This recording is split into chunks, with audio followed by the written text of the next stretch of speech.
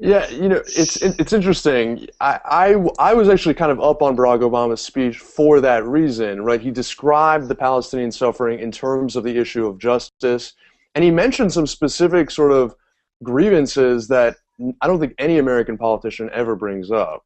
The impunity with which settlers can perpetrate violence against Palestinians. And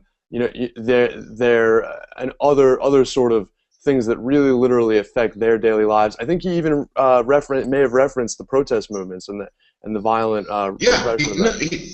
yeah, So, he talked about the nonviolent protest movements. The journalist Jeffrey Goldberg, who's sort of my frenemy. We disagree on a lot, but we try and have a civil discourse when we can.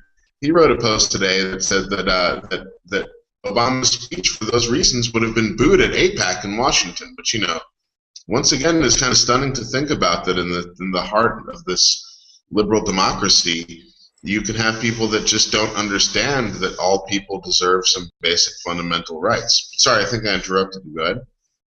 oh no, no, no.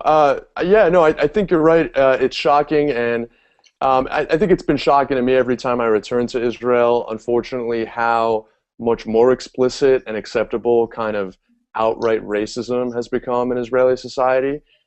Because frankly, I think that there used to be more of a at least a preservation of outer decorousness, not despite some of the more subtle divisions and restrictions that were facing people depending on their background.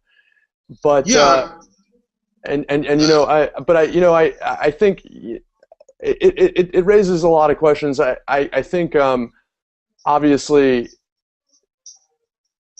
the university, the crowd of students there were Hebrew University students, and the right wing is sort of, or the Israeli right wing is spinning it that way. They're saying, well, Obama gave this kind of classic, you know if you're going to call it liberal speech, and if it was received well only because it was university students. And I'm kind of thinking like it's not that far off.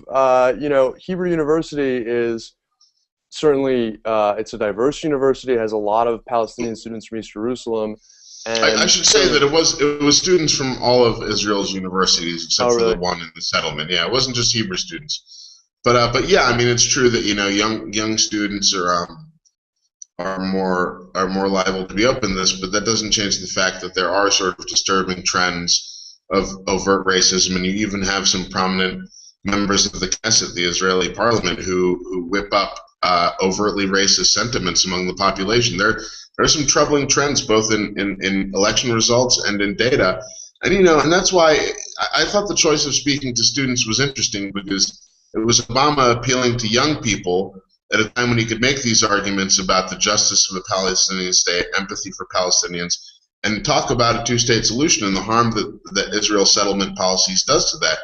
And he makes this appeal to young people, which is to say that he's speaking to Israel's future. And I think that kind of, there's been a lot of speculation going on about how he might restart the peace process. Frankly, I don't think it's going to happen.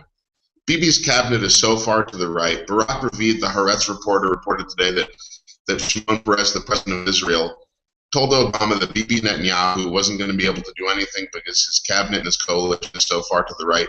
And that's true. These guys are voracious builders of settlements. I mean, that's what they do. And the funny thing is that he chose to build a government with the Jewish Home Party instead of, let's say, even an ultra orthodox partner wouldn't have handcuffed him as much on that Yeah, particular issue.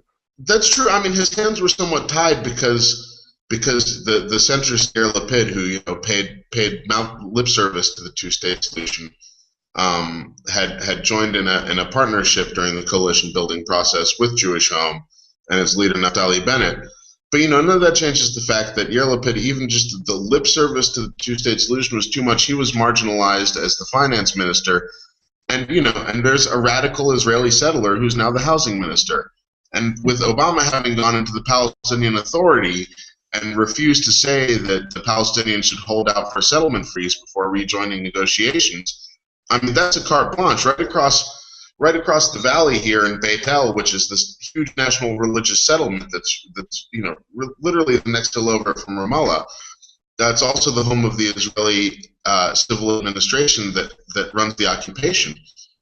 Just there's a settler news service called Arutz Sheva, which said, "Hey, Obama says no preconditions before settlements. Let's go to it and do it. Let's build, and let's build fast." And they've got the people, they've got the disproportionate representation in the Israeli Knesset. Broad Israeli public opinion isn't as strongly tilted in that direction, but they've got a disproportionate amount of power in the Knesset. And this summer it's going to be a huge boom of settlement construction, I think.